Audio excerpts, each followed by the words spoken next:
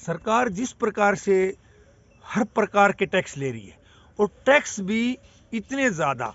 जैसे जो भी रोज़मर्रा की चीज़ें हैं इनमें किस प्रकार से इस सरकार ने टैक्सों की बढ़ोतरी की है, चाहे ज़मींदार के यूज करने वाली चीज़ें हैं, चाहे किसी भी प्रकार की पेस्टिसाइड है या और भी जो चीज़ें हैं, चाहे रोज़मर्रा की चीज़ें हैं, मेडिकल की जो भी चीज़ें हैं, कितने ज़्यादा मान लो 68-78-78%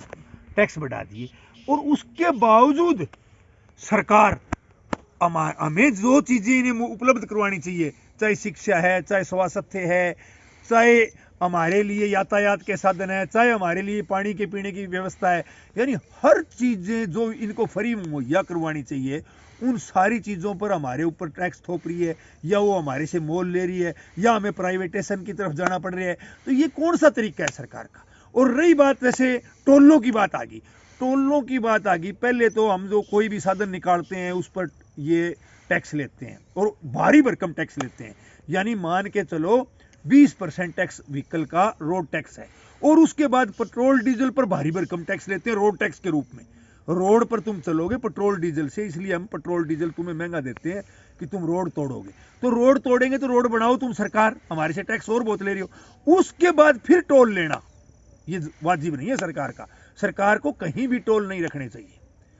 और इसके लिए हम आमजन को साथ लेकर, सामाजिक लोगों को साथ लेकर पूरे हरियाणा में एक बड़ा आंदोलन करेंगे, और पूरे हरियाणा के टोल है ना, ये सारे के सारे हटवाएंगे। टोल वाला काम है, ये सरकार का एक सरकारी गुंडा टैक्स है। और मैं दावा करता हूं ये सर्वप्रथम